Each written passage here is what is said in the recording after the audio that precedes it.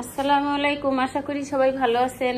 আলহামদুলিল্লাহ, আপনাদের দোয়াতে আমরা অনেক ভালো আছি। তা চলে আসলাম প্রতিদিনের মতো নতুন একটি ব্লগ নিয়ে। ব্লগটা শুরু করলাম। আপনার ভাইয়া আসছে বাইরে থেকে, দেখেন লিচু নিয়ে আসছে। আজকের লিচুটা নিয়ে দ্বিতীয়বার লিচু আনছে আপনার ভাইয়া। তা এখন লিচু তো ছোট ছোট, বেশি বড় হয় না এই লিচুগুলো। তারপর বাচ্চাদের জন্য তো আনতেই হয়, ওরা খাইতে চায়।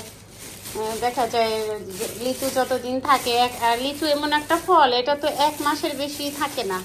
তাই বাচ্চারা সবসময় প্রতিদিনই আর কি লিচু খাওয়ার বাইরে ধরে। লিচুগুলো যদিও ছোট কিন্তু ভালো আছে, দেখেন সুন্দর।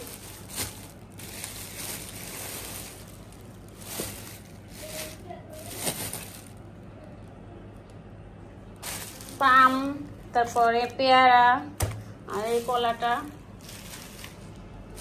কলা আমার বাসায় প্রতিদিনই খাওয়া হয়। দেখা যায় ডিম সিদ্ধ আর কলা সকালের নাস্তায় বাচ্চাদের থাকে আর কি প্রতিদিন। আমরাও সাথে খাই, শুধু ওরা একারা খায় না, আমরাও খাই।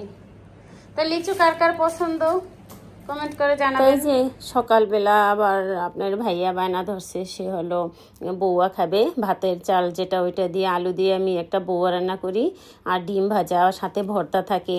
তাই উনি বলছে যে আমি বৌয়া ভর্তা খাবো, আমার জন্য বৌয়া ভর্তা করবা। তা আপনার ভাইয়ার আবদার পূরণ করার জন্য সকাল সকালই চলে আসলাম চুলার পারে।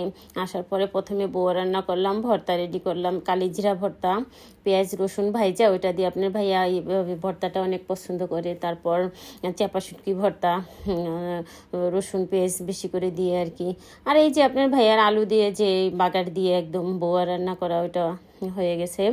ডিম ভাজতেছি, আর মোটা করে ডিম ভাজলে উনি অনেক পছন্দ করে, খুব খুশি হয় ডিম ভাজা। আর দেখা যায় 3টা 4টা একসাথে কম হইলেও 2টা ডিম ভাজতে হয় আর কি, না হলে মোটা হয় না, আপনি ভাইয়া ভালো করে না আর কি।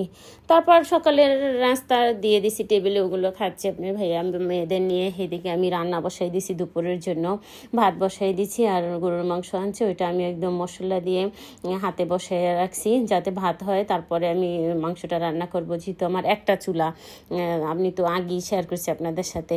আর এই যে বাচ্চাদের টিফিনের জন্য যে রোস্ট রান্না করে রাখি আমি ওদের টিফিনে দিই খাওয়ার জন্য, ওইটার থেকে আমি আজকে কিছুটা নামাবো, নামে গরম করব, ওদের পোলাও রান্না করে দেবো, ওইটার সাথে ওরা খাবে আর কি।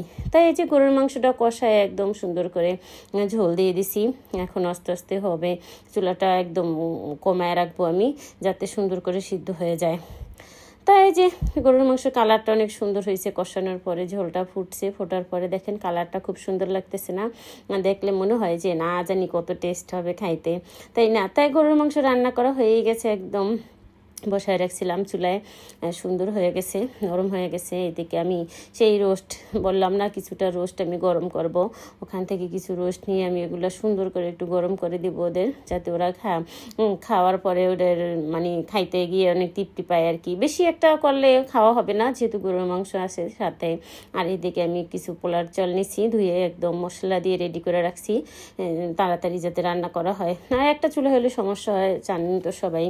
তাই একদম পোলাওটাও রান্না করা শেষের দিকে আমি তাওয়া দিয়ে বসাই দিছি দমে, আরও কিছুক্ষণ পর হয়ে যাবে। তাই এই যে রান্নাবান্না শেষ, একদম গোছানো হয়ে গেছে। তাই এখন খাইতে দেবো বাচ্চাদের। তাই সবাই ভালো থাকবেন, আমার পাশে থাকবেন, আমাকে সাপোর্ট করবেন, সবার জন্য দোয়া রইল, আমার জন্য দোয়া করবেন। আল্লাহ হাফেজ সবাই।